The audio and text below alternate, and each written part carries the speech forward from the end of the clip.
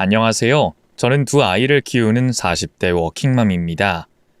늘 사연을 듣기만 하다가 오늘은 처음으로 제 얘기를 해보려고 이렇게 노트북 앞에 앉았어요. 바로 제 전남편과 시가에 대한 이야기인데요. 맞아요.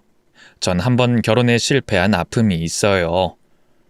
23살 새파랗게 어린 나이에 남자 잘못 만나 모진 고생을 했더랬죠. 뿐만 아니라 죄 없는 저희 친정 엄마까지 수모를 당해야 했답니다. 사는 게 사는 것 같지 않은 나날들이었네요. 근데 사람이 마냥 죽으라는 법은 없나 봐요. 그쯤 저희 모녀 앞에 생각지도 못한 은인이 나타났거든요. 그분 덕분에 전 남편과 시가에 통쾌하게 복수도 하고요. 인생 역전에도 성공했답니다. 어떤 사연인지 궁금하신가요? 그럼 지금부터 천천히 이야기를 시작해 볼게요. 먼저 전 남편과 어떻게 만났는지부터 설명해야 할 것 같은데요. 제가 고등학교를 막 졸업하고 작은 세무 회사 격리로 들어갔을 때였어요. 저보다 4살 연상의 남편은 영업부에서 일하고 있었죠. 사실 그때까지만 해도 남편에게 아무 관심이 없었어요. 어릴 때 아버지가 암으로 일찍 돌아가셔서 집안 형편이 많이 어려웠거든요.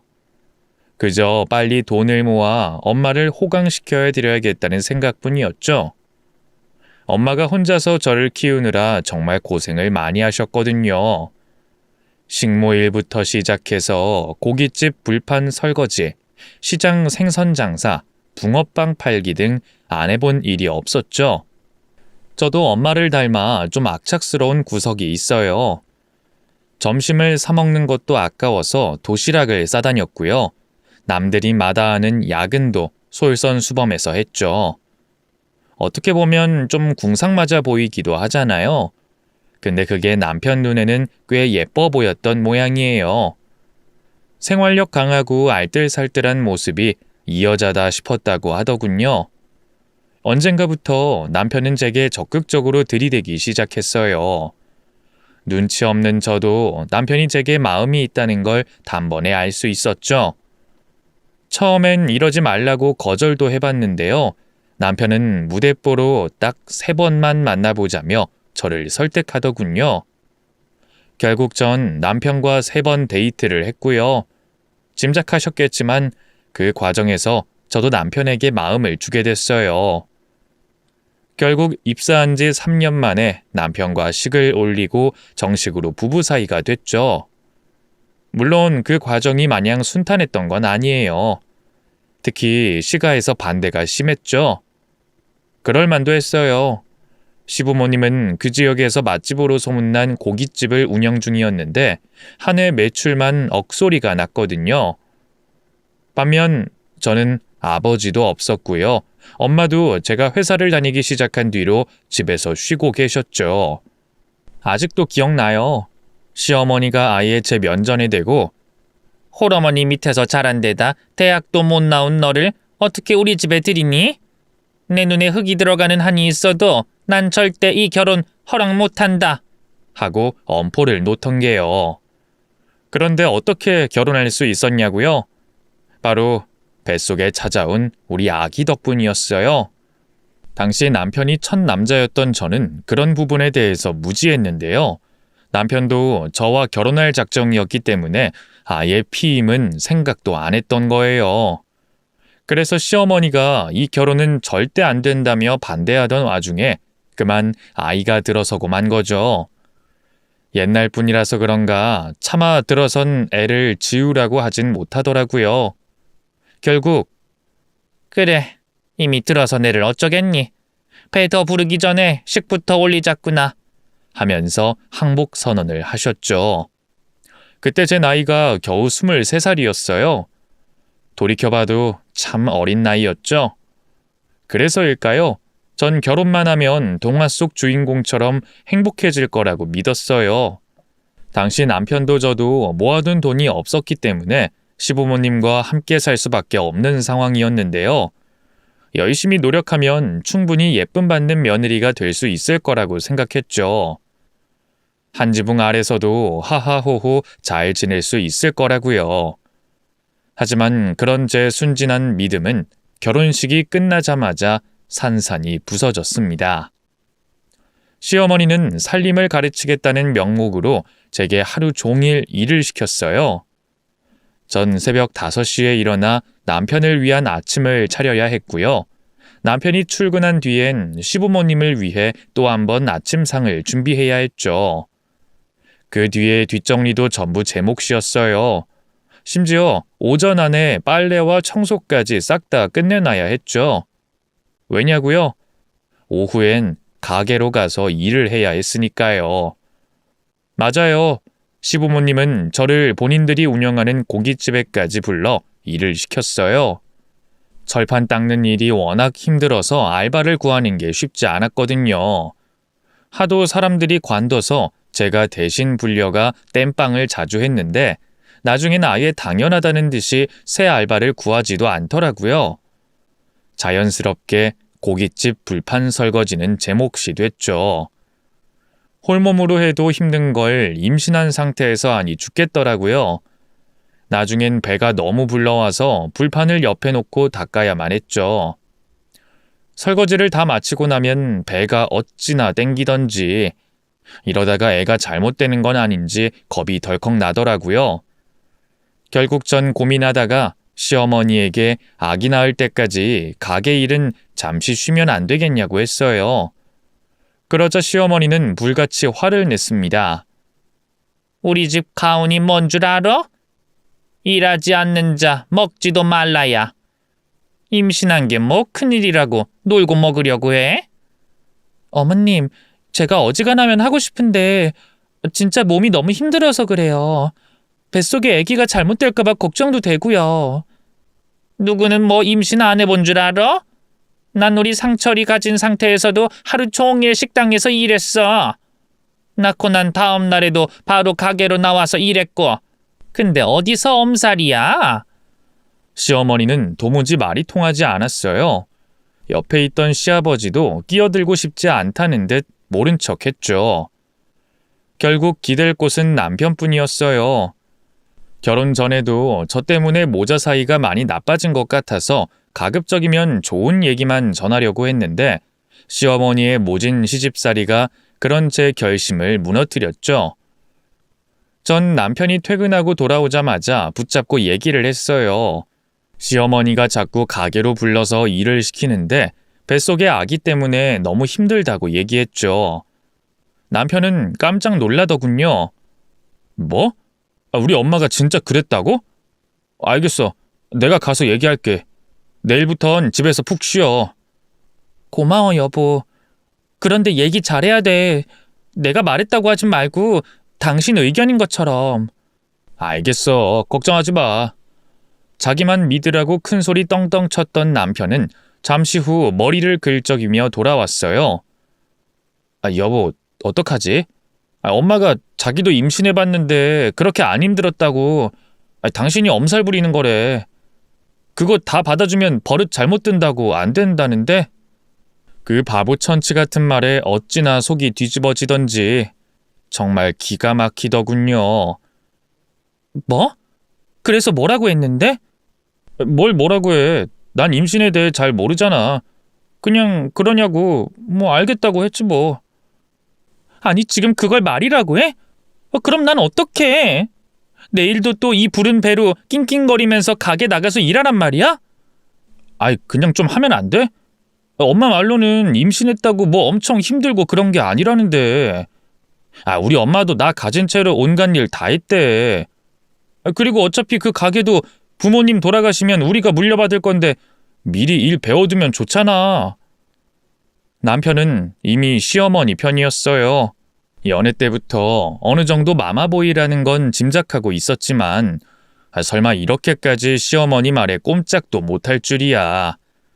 정말 앞으로 누구를 믿고 살아야 할지 눈앞이 캄캄하더군요. 결국 전 그 뒤로도 계속 가게로 끌려나가 철판을 닦아야만 했어요. 시어머니는 제가 남편에게 일러 바쳤다는 걸 눈치챘는지 언젠가부터 더욱 악독하게 일을 주기 시작했죠. 그래도 보는 눈이 걱정됐는지 절 홀에서 일을 시키진 않더군요.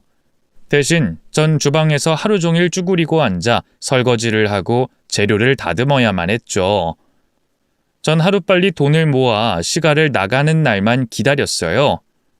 그쯤 남편이 승진해서 제법 연봉이 오른 상태였고요.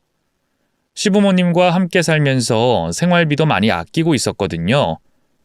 한 1년만 이렇게 고생하면 작은 빌라 전세라도 얻어서 분가할 수 있을 것 같더라고요.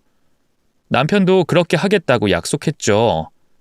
그런데 앞불싸 남편이 눈치도 없이 시부모님에게 분가 계획을 미주알 고주알 말해버렸던가 봐요. 어느 날 시부모님이 할 말이 있다면서 저희를 불러 앉히더군요.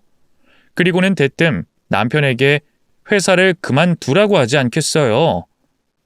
아니, 엄마, 그게 무슨 말이야? 갑자기 잘 다니던 회사를 왜 그만두래? 어차피 너 언젠가는 우리 가게 물려받을 거 아니니? 근데 그놈의 회사 다녀서 뭐해? 그냥 하루라도 빨리 가게에서 일 배우는 게 낫지. 아니, 아직 엄마 아버지 둘 다 정정하시잖아. 뭘 벌써부터 일을 배우래? 우리가 언제 어떻게 잘못될 줄 알고. 자식이라곤 너 하나뿐인데 네가 일 안 배워두면 나중에 우리 없을 때 어떡할래? 그때 가서 팔 동동거려봤자 가게 그냥 날리는 거야. 너 우리 가게 한 달 매출이 얼만지는 알고 있지? 그러니까 회사 그만두고 가게 일 배워. 어차피 너네 당장은 돈도 필요 없잖니. 이 집에서 먹고 쓰는 건 다 내가 내주고 있는데. 시어머니의 설득에 남편은 고민하는 눈치였어요. 전 안 된다고 말렸지만 애초에 답이 정해진 문제였죠. 결국 남편은 회사를 그만뒀고요. 자연스레 통장에 다달이 들어오던 월급도 뚝 끊기고 말았습니다. 시어머니는 최소한의 생활비 외엔 절대 돈을 주지 않으셨어요. 분가의 꿈도 물거품이 되고 말았죠. 시어머니가 남편을 가게에 앉힌 건 분가를 막을 목적이었던 게 분명했어요. 왜냐면 남편에게 후계자 수업을 시키긴커녕 매대 앞에서 계산만 시켰거든요. 남편이 저를 도와 주방 설거지라도 하려고 하면 얼른 다가와서 남편에게 다른 잡일을 시켰죠. 가게 앞을 쓴다든지 슈퍼에 가서 뭘 사온다든지 하는 이런 힘들지 않은 일만 골라서 말이에요. 처음엔 제 눈치를 보던 남편도 나중엔 대놓고 TV만 보면서 낄낄대더군요. 정말 너무 서러웠어요. 남편에게 그나마 남아있던 털끝만큼의 정도 모두 사라져버렸죠. 이혼하고 싶었지만 뱃속의 애를 생각하면 그럴 수도 없는 노릇이었어요. 그러던 어느 날이었어요. 친정엄마에게 주말에 한번 올 수 있냐고 연락이 왔죠. 얼굴 본 지 너무 오래됐다면서요.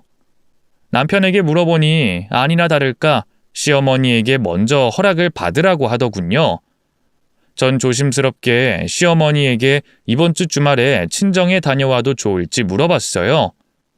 절대 안 된다고 할 줄 알았는데 의외로 시어머니는 순순히 허락하더군요. 물론 저녁 땐 가게로 나와서 일을 도와야 한다는 조건이 붙었지만요. 오랜만에 만난 엄마는 걱정과 달리 얼굴빛이 좋아 보였어요. 평생 안 하던 화장도 곱게 했더군요. 아니 미옥인 너 안색이 왜 이렇게 나빠? 살은 또 왜 이렇게 빠졌고? 반면 제 꼴은 말이 아니었나 봐요. 엄마는 저를 보자마자 어쩔 줄 몰라 하더군요. 무슨 일 있니? 김서방하고 싸우기라도 했어? 그런 거 아니야. 그냥 요즘 입덧 때문에 밥을 잘 못 먹어서 그래. 아휴, 그래도 뭐든 잘 챙겨 먹어야지. 가만히 있어봐. 엄마가 얼른 너 좋아하는 김치찌개 끓여줄게. 오랜만에 엄마가 해준 밥을 먹는데 이상하게 서러움이 왈칵 밀려 올라오더라고요. 차라리 이혼하고 엄마랑 같이 살까 그런 철없는 생각까지 들더군요. 혹시라도 엄마가 걱정할까봐 애써 아무렇지 않은 표정으로 밥을 먹을 때였어요. 갑자기 엄마가 조심스럽게 저를 부르더군요. 저기 미호가, 사실 엄마가 너한테 할 말이 있는데. 응? 무슨 할 말? 그러니까 저기 엄마가 좋은 마음으로 만나는 사람이 생겼거든. 너한테도 소개해주고 싶은데 어떻니? 생각지도 못한 엄마의 말에 저는 깜짝 놀랐어요. 아버지가 돌아가신 뒤로 쭉 저만 보고 살던 엄마에게 남자가 생겼다니 믿을 수가 없었죠. 머리로는 축하해줘야 한다는 걸 아는데 이상하게 배신감이 들더라고요. 그걸 말이라고 해? 다 늙어서 만나긴 누굴 만나? 난 절대 소개받을 생각 없으니까 꿈도 꾸지 마. 전 엄마에게 평소엔 하지 않던 모진 말을 쏟아냈어요.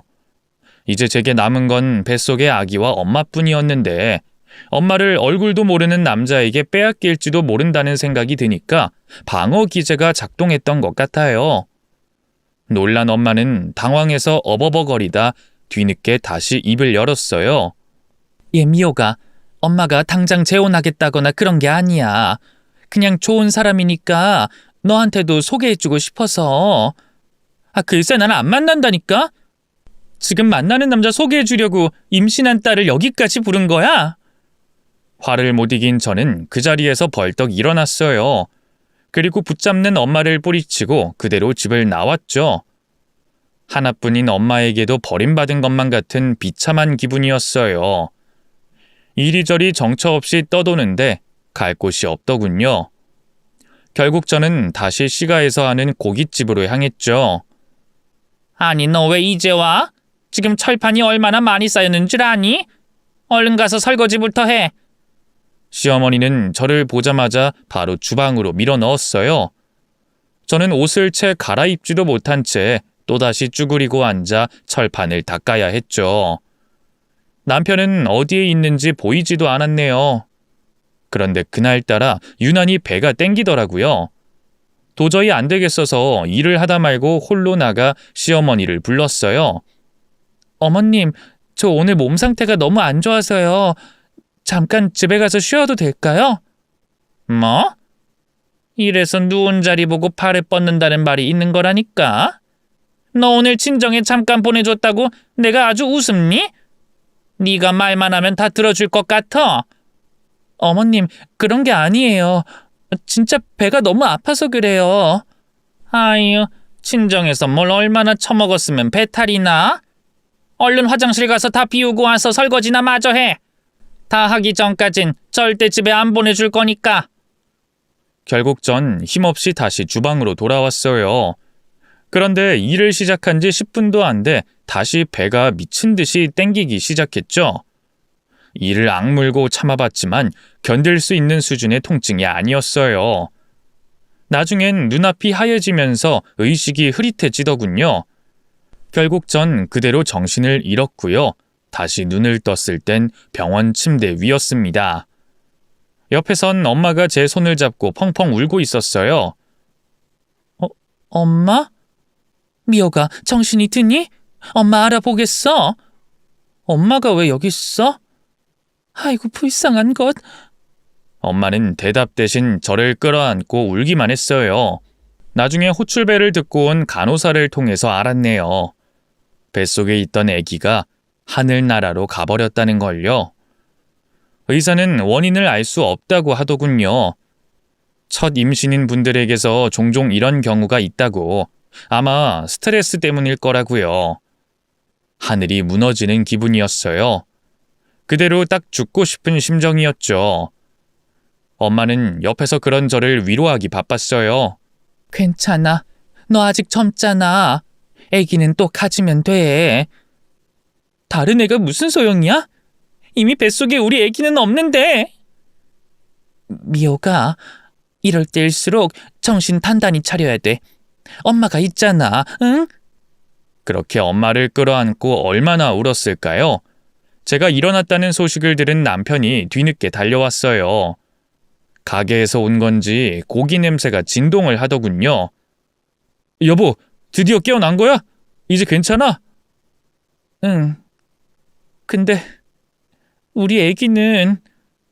됐어. 애는 또 가지면 되지. 남편은 제 손을 꼭 잡고 말했어요. 그게 뭐라고? 그동안의 원망이 눈 녹듯 사라지더군요. 당신 밥은 좀 먹었어? 선생님이 뭐 먹어도 된다고 하던데 뭐 좀 사올까? 남편이 막 일어서서 지갑을 챙기던 찰나였어요. 갑자기 핸드폰이 진동하더군요. 엄마다. 우리 엄마랑 아버지도 당신 걱정 많이 했어. 잠깐만. 남편은 바로 전화를 받아 제게 넘겨줬어요. 시어머니는 화장실 가고 싶어서 배가 아팠던 게 아니었네. 아니 진작 말을 하지. 넌 미련하게 그걸 참았니? 하는 기막힌 말로 제 속을 뒤집어 놓더군요. 대거리할 힘도 없어서 그냥 네네 하고 말았죠. 그런데 시어머니의 기막힌 말은 거기서 끝이 아니었어요. 그럼 너 언제부터 가게 나와서 일할 수 있니? 내일 바로 가능해? 네? 내일 바로요? 저 병원에서 일주일은 더 입원해 있어야 한다고 했어요. 무슨 입원을 그렇게 오래 해? 뭐 죽을 병 걸린 것도 아닌데. 시어머니는 못마땅한 목소리로 저를 타박했어요. 그런데 그게 소리가 너무 컸던가 봐요. 옆에 있던 엄마가 갑자기 전화기를 빼앗더군요.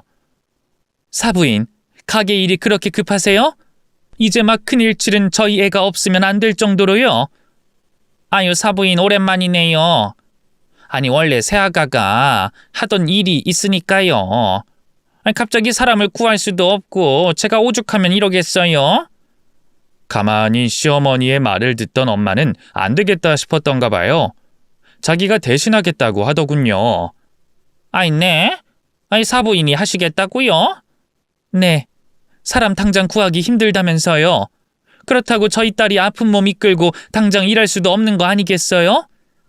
아이 저희야 그래 주시면 너무 감사하지만 괜찮겠어요? 네. 저도 식당 일 많이 해봤어요. 방해는 안 될 겁니다.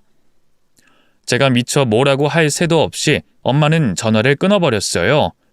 그리고 다음 날부터 저 대신 시부모님 가게로 나가 일을 하겠다고 하더군요. 제가 아무리 말려도 소용없었어요. 넌 애기 갖고 힘들게 일까지 하고 있었는데 난 그것도 모르고 너한테 만나는 남자나 소개해준다고 했으니 너를 볼 면목이 없다. 가게 일이라도 도와줘야지. 왜 그래 엄마? 그럴 필요 없다니까. 괜찮아. 엄마만 믿어. 알겠지? 엄마는 옛날부터 고집이 참 셌거든요. 더는 말릴 수가 없었죠. 결국 엄마는 다음 날부터 시부모님 고깃집으로 저 대신 일을 나가기 시작했습니다. 정말 얼마나 걱정됐는지 몰라요. 몸은 편해도 마음이 지옥이니 쉬는 게 쉬는 것 같지 않더군요. 엄마가 잘하고 있을지, 괜히 시어머니가 눈칫밥을 주는 건 아닐지 걱정이 됐죠. 퇴근한 엄마에게 전화를 해봐도 제대로 된 대답을 들을 수는 없었어요. 엄마는 그저 하나도 안 힘들어. 사돈도 잘해주고 김서방도 잘 챙겨주고. 그러니까 넌 아무 걱정하지 말고 네 몸조리에나 신경 써. 할 뿐이었거든요. 남편 역시 반응은 비슷했어요. 뭘 물어보든 장모님 잘하고 계셔 하고 건성으로 고개만 끄덕일 뿐이었죠. 결국 저는 의사 선생님을 졸라 이틀 빨리 퇴원했어요. 혹시라도 잔소리를 들을까봐 엄마에겐 비밀로 했죠. 바로 집으로 갈까 했는데 어느덧 제 발은 가게로 향하고 있더라고요. 엄마를 그냥 집으로 보내고 제가 대신 일을 할 심산이었죠. 때마침 시간도 점심 장사를 끝낸 브레이크 타임이었어요. 역 근처 카페에서 엄마와 시부모님이 드실 빵과 커피를 조금 산 다음에 바로 가게로 향했습니다. 그때까지만 해도 몰랐어요. 곧 제 앞에 평생 잊지 못할 끔찍한 광경이 펼쳐질 거라는 걸 말이죠. 막 가게에 도착했을 때였어요. 갑자기 문이 벌컥 열리더니 웬 여자가 바닥으로 나동그라졌습니다. 저는 두 눈을 의심했어요. 힘없이 나동그라진 그 여자가 다름 아닌 저희 엄마였거든요. 충격적인 일은 거기서 끝이 아니었어요. 글쎄 시어머니가 씩씩거리면서 나오더니 저희 엄마에게 소금을 뿌리는 게 아니겠어요?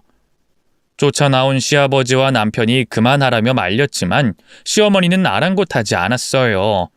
오히려 큰 소리로 막말까지 퍼붓기 시작했죠. 사돈 미쳤어? 그동안 일 못하는 것도 오냐오냐 봐줬더니만 거지가 돈을 훔치네? 이래서 없이 산 사람하고는 같이 일을 하는 게 아니라니까. 좋은 말로 할 때 내 돈 내놔. 아니 사부인, 글쎄 오해라니까요. 전 돈통에 있던 현금에 손댄 적 없어요. 제 몸이랑 가방도 다 뒤져보셨잖아요. 엄마는 따가운 소금을 피할 생각도 않고 시어머니에게 절박하게 매달렸어요. 하지만 시어머니는 눈 하나 깜짝 않고 그런 엄마를 다시 바닥으로 밀어버렸죠. 가엾은 엄마는 그대로 또다시 바닥에 나동그라졌습니다. 내가 손발을 묶어둔 것도 아니고 잠깐 사이에 몰래 다른 데 빼돌렸을지 어떻게 알아? 아이, 전 정말 아니라니까요. 아이고, 그럼 뭐 내 아들이나 남편이 훔쳤다는 거야? 어? 여기서 피 안 섞인 사람이 당신 말고 또 누가 있어? 시어머니는 손에 들고 있던 소금통을 아예 저희 엄마에게 부어버리려고 했어요.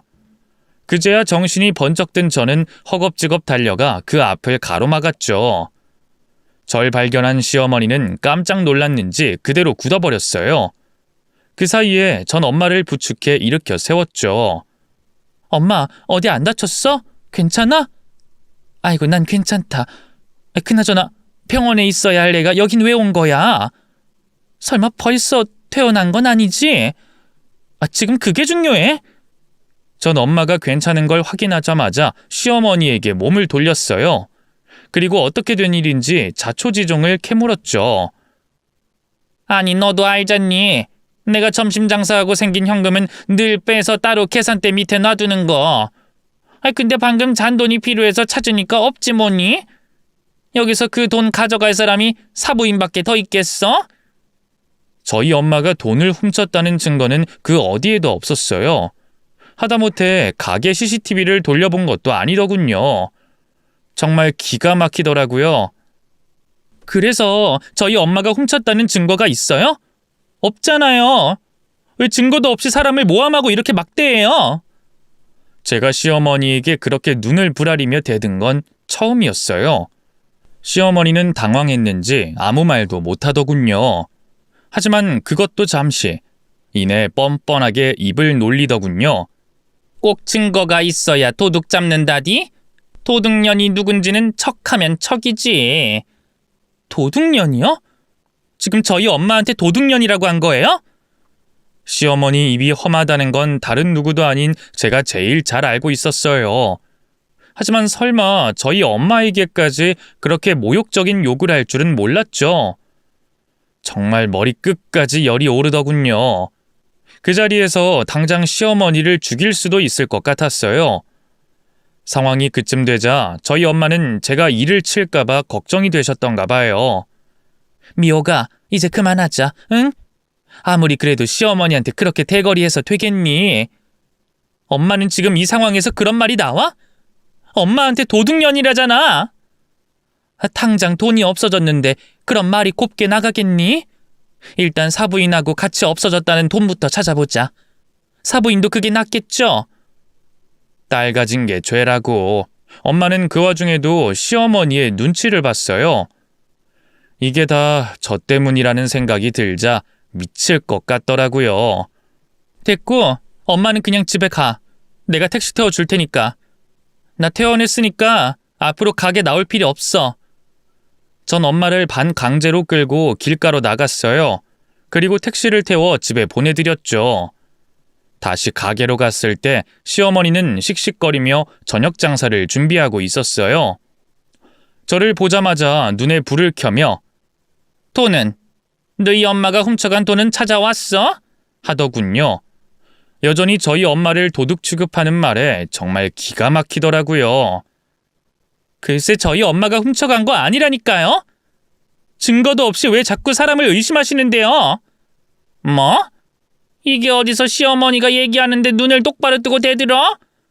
세상에 어떤 미친년이 자기 엄마가 도둑년 취급받는데 가만히 있겠어요? 네? 뭐? 너 지금 내가 미친년이라는 거야? 시어머니는 도무지 말이 통하질 않았어요. 그렇게 서로 언성을 높여가며 얼마나 싸웠을까요? 더는 안 되겠다 싶었는지 남편과 시아버지가 다가와 저희를 말렸어요. 여보, 이제 그만해. 슬슬 저녁 장사 시작해야지. 맞아요, 엄마. 진정 좀 하세요.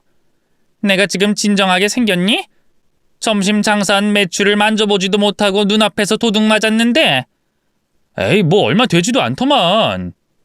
시아버지의 뒤를 이어 남편이 한마디 보탠 순간이었어요. 뭔가 날카로운 직감 같은 게 머리를 스치고 지나가더군요. 평소 가게 일을 하는 둥 마는 둥 밖으로 돌기만 하던 남편이 없어진 돈의 액수를 알고 있다니 뭔가 이상했죠. 그래? 얼마 정도 되는 돈이었는데? 제 질문에 멍청한 남편은 순순히 입을 열었어요. 글쎄, 한 30만 원쯤 됐나? 점심 장사였으니까 뭐 큰 돈은 아니었지. 근데 그걸 당신이 어떻게 알고 있는 건데? 제 두 번째 질문에 남편은 헙 하고 입을 다물었죠. 그리고 두 눈만 꿈뻑이더군요. 직감적으로 알 수 있었어요. 범인은 바로 남편이었던 거예요. 당신이지? 뭐가? 돈통에 있던 현금 가져간 사람 당신이잖아. 맞지? 무슨 소리야?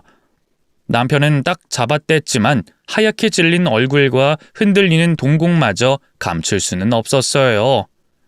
뒤에서 시어머니가 왜 M1 자기 아들을 잡냐면서 난리를 쳤지만 저는 깨끗하게 무시했습니다. 그리고 남편의 몸을 미친 듯이 뒤지기 시작했죠. 아니나 다를까 남편 겉옷 안주머니에서 현금 따발이 한 뭉치 나오더군요.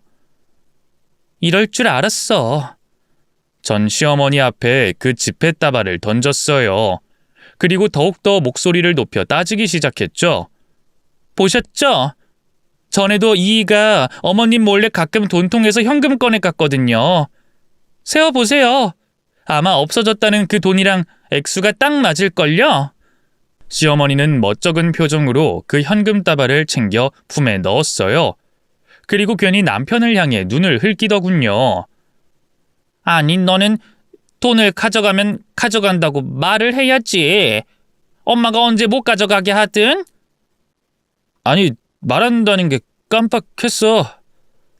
그럼 내가 사부인을 의심할 때라도 아니라고 말했어야지. 그 상황에서 어떻게 말을 해? 서로 책임을 미루는 모자를 보고 있자니 정말 눈이 뒤집히더라고요. 너무 화가 나니까 온몸이 사시나무 떨듯 떨리더군요. 그러게 왜 증거도 없이 그러셨어요? 저희 엄마가 아니라고 했잖아요. 아니, 난 당장 저희 엄마한테 전화해서 사과하세요. 저희 엄마가 대체 뭘 잘못했어요? 아픈 딸이 식당 일 하는 게 안쓰러워서 본인이 대신 나와서 일하신 거 그게 죄예요? 저한테 함부로 막 대하셔도 다 참았어요. 근데 저희 엄마한테 그러면 안 되죠? 엄마 얘기를 하다 보니 울컥하더라고요. 어느덧 제 눈에선 뜨거운 눈물이 흐르고 있었죠. 전 그래도 시어머니가 미안하다 한마디 사과라도 할 줄 알았어요. 하지만 역시 시어머니는 보통 사람이 아니었습니다. 잠깐 당황에 주춤하던 것도 잠시, 곧 허리에 손을 올리고 뻔뻔하게 나오더군요. 아이고, 사람이 살다 보면 실수할 수도 있지. 사부인이 자꾸만 계산대를 어슬렁거리는데 오해 안 하고 배겨? 그러게 오해할 짓을 하지 말았어야지. 지금 저희 엄마 탓이라는 건가요? 그럼 내 탓이냐? 이게 병원에서 뭘 잘못 처먹었나? 아까부터 어딜 자꾸 시어머니한테 대들어? 더는 참을 수가 없었어요. 저는 시어머니에게 다가가 그대로 뺨을 때려버렸습니다. 그리고 옆에서 말리는 남편의 뺨도 같이 한 대 날려버렸죠. 설마 제가 때릴 줄은 몰랐던가 봐요. 둘 다 어안이 벙벙한 표정으로 저를 바라보더군요. 당신들은 사람도 아니야. 짐승만도 못하다고. 어차피 뱃속에 애도 떠났겠다. 이젠 내가 여기서 이런 수모 당할 이유가 없어. 전 남편에게 이혼하자 한마디 던지고 가게를 나왔어요. 남편은 붙잡긴커녕 고래고래 악을 쓰며 악담을 퍼붓더군요. 참나, 누가 이혼하자고 하면 무서울 줄 알아? 이혼해봤자 당신만 손해라고. 그동안 우리 부모님이 장사하면서 거둬준 건 생각도 못하고 다신 집에 들어올 생각하지 마. 들어와서 잘못했다고 싹싹 빌어도 절대 안 봐줄 거야. 도대체 저런 놈의 뭘 보고 결혼까지 했던 건지 스스로가 너무 한심하고 비참했어요. 전 정처 없이 여기저기 걸으며 하염없이 눈물만 흘렸죠. 그렇게 얼마나 울었을까요? 어느덧 해가 지고 캄캄한 밤이 됐어요. 망설이던 저는 엄마가 있는 친정으로 향했죠. 그런데 친정에서 저를 맞이해 준 건 엄마가 아니었어요. 바로 엄마와 만나고 있는 아저씨였죠. 엄마가 몸이 너무 안 좋은 것 같아서 걱정돼 왔다고 하더군요. 네가 미옥이구나. 순자 씨한테 얘기 많이 들었다. 그런데 이를 어쩌지? 이 순자 씨가 지금 막 약을 먹고 잠들었는데 몸살이 난 모양이야. 엄마 얼굴 보는 것도 걱정이었는데 차라리 잘 됐다 싶었어요. 나중에 다시 오겠다고 인사한 뒤 나가려고 했는데 아저씨가 저를 붙잡더군요. 근데 혹시 그 가게에서 무슨 일이 있었니? 순자 씨 기분이 안 좋아 보이던데. 아저씨도 뭔가 이상한 낌새를 느꼈던가 봐요. 망설이던 저는 아저씨에게 오늘 있었던 일을 전부 털어놨어요. 내친 김에 제가 그동안 남편과 시부모님에게 모진 시집살이를 당한 것까지 전부 얘기했죠. 그렇게 쏟아내고 나니 속이 한결 시원하더라고요. 그동안 고생이 많았겠구나. 말없이 제 얘기를 들어주던 아저씨가 마침내 입을 열었을 때 또다시 저도 모르게 눈물이 핑 돌더라고요. 고생은요, 다 자업자득이죠. 근데 저희 엄마는 무슨 죄예요? 괜히 저 같은 딸 낳아서 고생은 고생대로 하고. 무슨 말을 그렇게 해. 순자 씨가 널 얼마나 아끼는데. 나쁜 건 다 너희 시가 사람들이랑 남편이지. 맞아요. 그래서 이혼하려고요. 우리 애기가 그걸 알고 먼저 하늘나라로 갔나 봐요. 엄마 발목 잡기 싫어서. 떠난 아기 생각에 또 눈물이 펑펑 나더라고요. 그래도 옆에서 다독여주는 아저씨 덕분에 빠르게 진정할 수 있었죠. 얘기 들어주셔서 감사해요. 괜한 심술에 아저씨랑 엄마 사이 반대했었는데 죄송해요. 아이고, 죄송할 일도 많다. 근데 아직도 반대하는 건 아니지? 그럼요. 아저씨라도 저희 엄마 곁에 있어줘서 다행이에요. 그래. 시간 늦었는데 오늘은 자고 가거라. 난 내일 다시 올게. 내일 순자씨 일어나면 또 얘기 나누자. 그렇게 아저씨와 대화를 마무리하고 막 일어나려던 찰나였어요. 떠날 채비를 하던 아저씨가 뜬금없는 질문을 던지더군요. 근데 그 사돈댁에서 하는 가게가 어디 있는 거니? 네? 그건 왜요? 아니, 곧 순자씨 생일이잖니. 근데 내가 순자씨 선물을 아직 준비 못했거든. 그래서 올해는 모처럼 아주 특별한 선물을 해주려고. 아저씨는 수수께끼 같은 말을 했어요. 엄마 생일 선물과 시가 가게 위치가 대체 무슨 상관인 건지. 하지만 궁금하실 수도 있겠다 싶어서 위치를 알려드렸고요. 그 뒤로 그 일을 까맣게 잊고 살았죠. 친정에 머물며 남편과의 이혼 준비를 하느라 정신이 없었거든요. 남편은 이혼하자는 제 말을 들은 척도 하지 않았어요. 그저 제가 잠깐 삐져서 집을 나간 거라고 여기더군요. 요즘 가게에 당신도 장모님도 없어서 얼마나 바쁜 줄 알아? 시위 적당히 했으면 그쯤 하고 들어와. 엄마도 당신 용서한다니까. 뭐? 누가 누굴 용서해? 그만 좀 해라. 우리 엄마 돈에 예민한 거 알잖아. 순간적으로 장모님이 도둑인 줄 알고 오해해서 그런 건데 언제까지 그걸로 사람 피말릴 거야? 됐어. 더는 이렇게 당신하고 감정적인 소모하고 싶지 않아. 이혼 서류 보낼 테니까 도장이나 찍어. 야, 이혼이 누구네 집 개 이름이야? 뭘 자꾸 이혼하재? 막말로 네가 이혼하면 뭐 헐리우드 배우들처럼 멋지게 살 수 있을 것 같아? 그것도 다 돈이 있어야 하는 거야. 그동안 너랑 장모님 다 우리 가게에서 나온 돈으로 먹고 산 거나 다름없잖아. 안 그래? 이제라도 현실 파악하고 좋은 말로 할 때 집구석으로 기어 들어와. 남편은 제 약점이 경제적인 문제라는 걸 알고 있었어요. 자꾸만 이혼 후 어떻게 먹고 살 거냐면서 저를 겁주더군요. 넘어가지 않으려고 했는데 남편과 통화를 하면 할수록 마음이 약해졌어요. 제 사회생활 경력이라곤 남편과 같이 다니던 회사에서 몇 년 일한 게 전부였으니까요.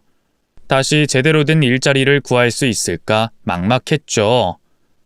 그렇게 시가를 나온 지 2주 정도 됐을까요? 하루는 아저씨가 갈 곳이 있다면서 저와 엄마를 찾아왔어요. 어딜 가냐고 물어도 웃기만 할 뿐 아무 말이 없더군요. 한 30분을 달려 도착한 장소는 너무나 의외였어요. 다름 아닌 시가에서 아는 가게가 있는 건물 앞이었거든요. 아저씨, 여긴 왜 온 거예요? 순자 씨 생일 선물 주려고 왔지. 네? 여기에 엄마 생일 선물이 있다고요? 엄마와 저는 어안이 벙벙해진 채로 일단 차에서 내렸어요. 그러자 저 멀리서 누군가 다가와 넙죽 허리를 굽혀 인사하더군요. 아이고 오셨습니까, 하 사장님. 아이 그래요. 별일 없죠? 아이 네, 없습니다. 아저씨에게 깍듯하게 인사한 사람은 다름 아닌 이 건물 경비 아저씨였어요. 도대체 둘이 어떻게 아는 사이인 건지 어안이 벙벙했죠. 아이 그럼 갈까요? 아이 네, 제가 모시겠습니다. 이쪽으로 오시죠. 경비 아저씨가 저희를 데리고 바로 시가에서 운영하는 고깃집으로 들어갔어요. 막 점심 장사가 끝났는지 홀은 텅 비어 있었죠. 저희를 발견한 시부모님과 남편이 허둥지둥 가게 밖으로 나왔습니다. 시어머니는 저와 엄마를 보고 눈을 부라리던 것도 잠시, 이내 경비 아저씨를 향해 입을 열더군요. 아니 갑자기 이런 법이 어딨어요? 분명 계약 연장한다고 했는데 주인이 바뀌었다고 나가라니. 그러고 보니 가게 계약 기간이 이번 달까지였어요. 예전에 남편이 지나가는 말로 자랑 아닌 자랑을 한 적이 있는데 건물주가 워낙 좋은 사람이라서 10년 가까이 장사하며 단 한 번도 월세를 올린 적이 없다고 하더군요. 그래서 이번에도 큰 탈 없이 연장할 수 있을 줄 알았는데 갑자기 건물주가 바뀌면서 상황이 달라진 모양이었어요. 그때까지도 전 아무것도 모른 채 두 눈만 꿈뻑거리고 있었어요. 제 옆에 있던 아저씨가 자기가 새로운 건물주라면서 앞으로 나서기 전까진 말이죠. 제가 새로운 건물주인데 이 관리사무소 사장님 말로는 이 가게에서 저를 한번 보자고 했다고요? 아저씨가 그렇게 얘기했을 때 저와 엄마는 깜짝 놀라 서로 시선을 교환했어요.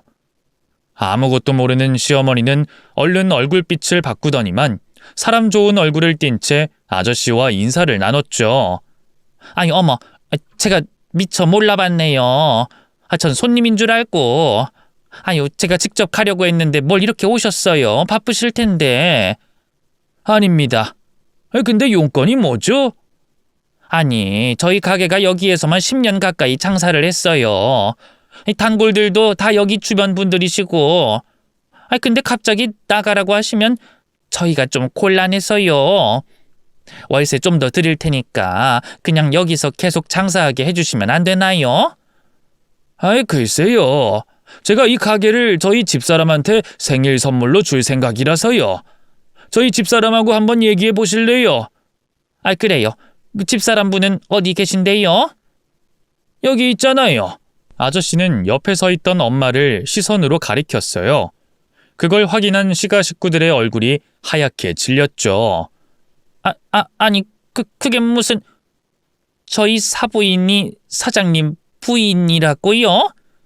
네, 아직 정식으로 식은 안 올렸는데 곧 그렇게 될 예정입니다. 요즘 세상에 뭐 재혼이 흠도 아니니까요. 아니, 세상에 어떻게 이런 일이... 시어머니가 놀라거나 말거나 아저씨는 신경도 쓰지 않았어요. 그리고 저희 엄마에게 천연덕스럽게 물어봤죠. 어때요, 순자씨? 이 사람들 여기서 계속 장사하게 해줄 거예요? 그동안 우리 딸한테 한 짓 생각하면 괘씸해서 아무래도 안 되겠죠? 아저씨의 물음에 엄마는 순간적으로 당황한 것 같았어요. 하지만 이내 흘러가는 상황을 파악한 건지 단호한 표정으로 고개를 끄덕이더군요. 그럼요. 미옥이도 이혼한다고 했으니까 이제 남남이나 다름없는 사이인데 더는 사정 봐줄 필요 없죠. 이 자리는 다른 사람한테 줘요. 안 그래도 목 좋은 자리라서 노리는 사람들이 많을 텐데. 잠시만요, 사부인. 그러자 당황한 시어머니가 엄마에게 다가갔어요. 그리고 굽신거리며 애원하기 시작했죠. 아유, 지난번 일은 제가 잘못했어요. 사부인이 그럴 사람이 아닌데 한 번만 용서해 주세요. 네? 저한테 한 짓은 진작에 용서했어요. 근데 그동안 제 딸한테 한 짓은 용서를 못하겠네요. 홀어머니의 없이 사는 집이라고 그동안 얼마나 구박했어요? 네?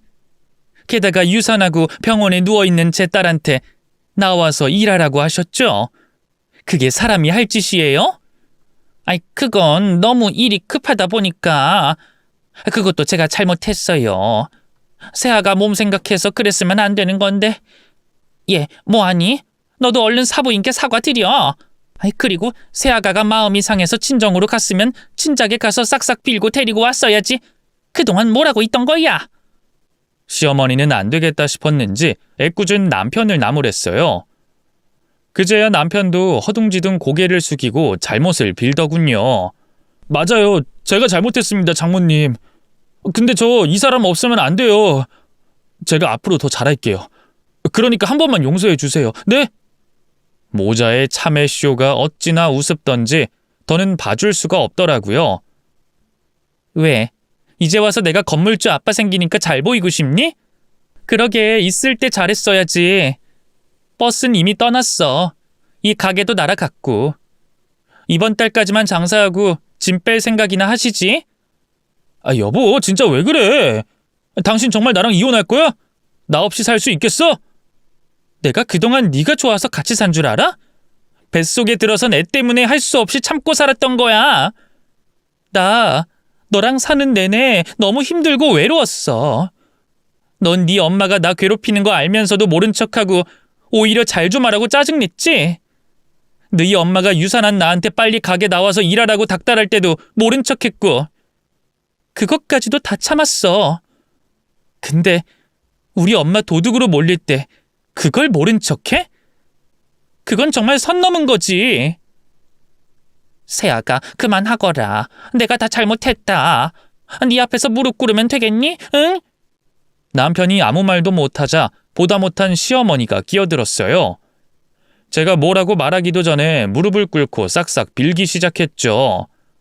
뭐해? 얼른 당신도 잘못했다고 빌어요. 아니, 너도. 다급하긴 어지간히 다급했던가 봐요. 시어머니는 시아버지와 남편까지 억지로 무릎 꿇리고 앉혔습니다. 자, 봐라. 이렇게 우리가 무릎까지 꿇었다. 그러니 용서해 주렴, 응? 그 꼴을 보니 정말 기가 막히더라고요. 참나.